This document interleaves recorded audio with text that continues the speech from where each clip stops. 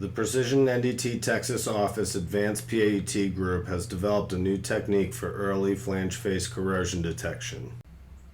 This new technique can detect wall loss of the flange face down to 15 thousandths of an inch and possibly smaller.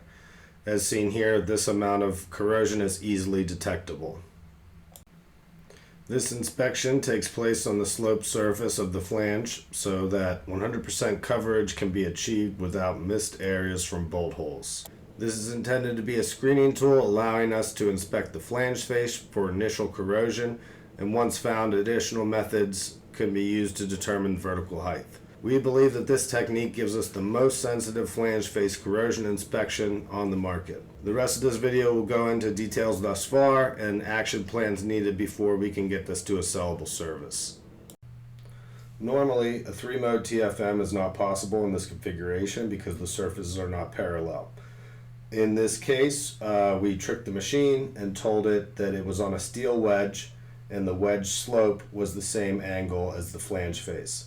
This allows us to do a 3-mode TFM as well as a corrected L to L 2-mode TFM, giving us a perfectly vertical flange face. 3-mode TFM is particularly sensitive to the corner trap between the ID and the flange face. So as you can see here, this is good flange face, there's no corrosion, and then now our 15 thousandths of an inch corrosion. Whereas 2-mode TFM, in this case L to L, offers us less resolution on that corner trap, but better detection on flange face corrosion in the upper part of the flange face. So here we have a recording, and you can see we're starting here on good back wall, and we're coming into the corroded section. You can see the signals popping out there, and then we return back to good flange face. This is how we would go about setting this up on an X3. It would be similar on other units as well. Okay, so you go to scan plan. Go ahead and make sure your part thickness is just thicker than the flange that you're inspecting. Select your wedge.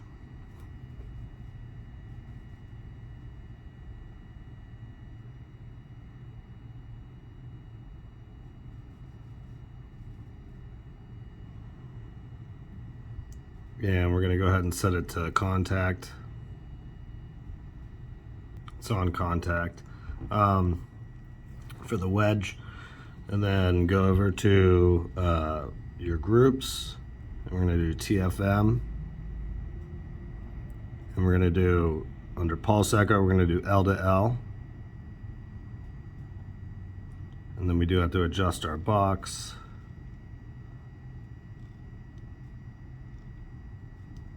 And all we're looking for is just a large area so that we can capture the back wall to get the angle.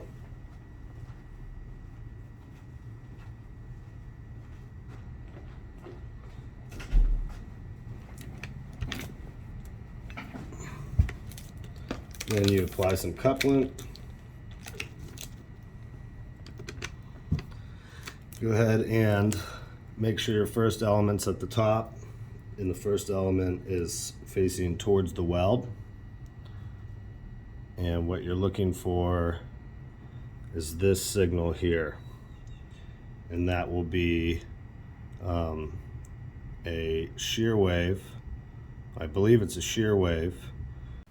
It's important to note here that that's not necessarily a shear wave. We actually believe that's a longitudinal that's then been mode converted to a shear wave, and the shear wave is behind that. But either way, the flange angle can also just be measured physically from the flange itself. So we'll pause the unit. Go ahead and put our cursors there on either side.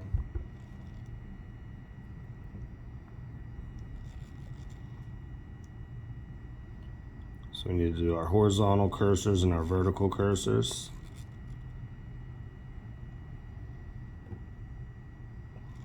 And so we're looking for 2 points so we can calculate our angle. And then so now I have my 2 points, and we can calculate that angle, divide it by 2 to correct it back to longitudinal.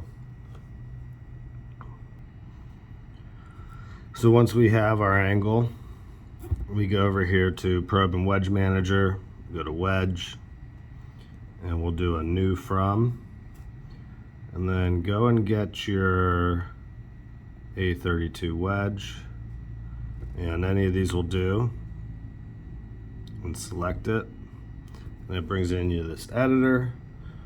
We'll go ahead and change the name. So my wedge angle is 13.3. So I renamed it. We'll put 13.3 in the wedge angle here. We'll go ahead and reduce our element height of the first element. I believe this has to be a number, so you just have to put something in here. Can't be 0. So 40 thousandths. The primary offset, well, the length, I usually put this at 2 inches just to get some sort of a reference. So that's going to be 2 inches from the first element.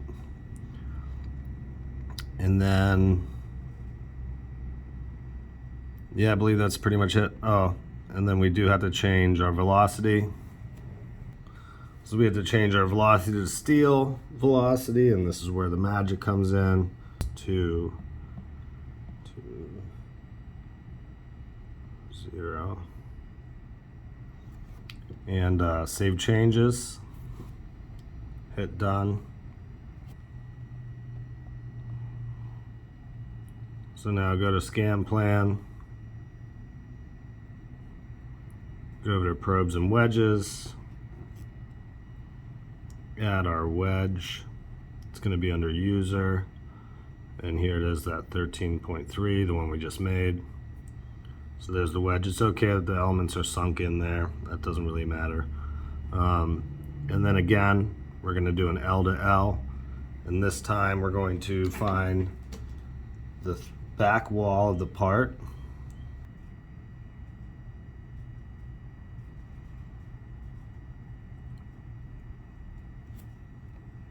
So at this point, we'll go ahead and increase our volts. And what we're looking at here is, this is the T to T, I'm sorry, L, this is the L to L, and this is our back wall, and there's our flange face there.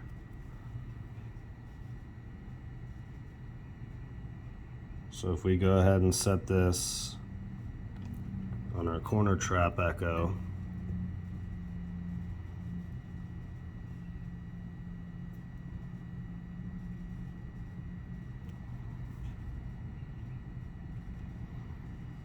and get our thickness is 0.4. Go back to scan plan, plug that in as our part thickness.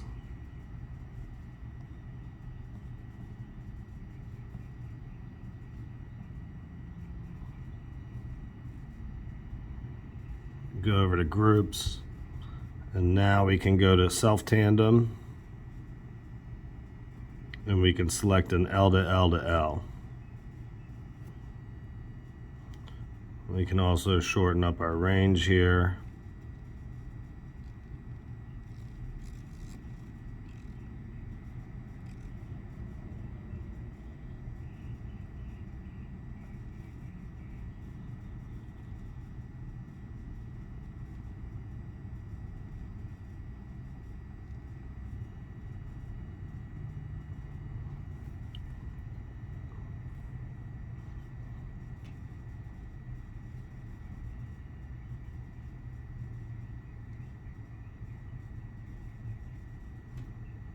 And then now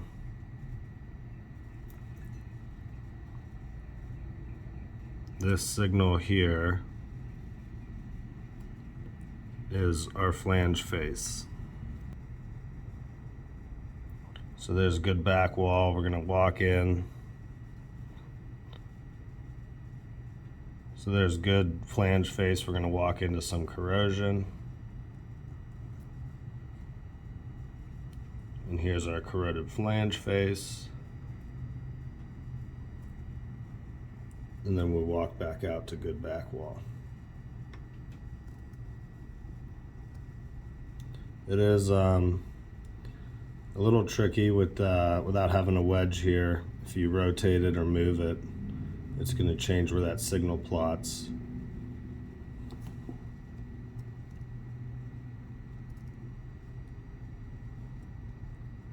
There's corrosion,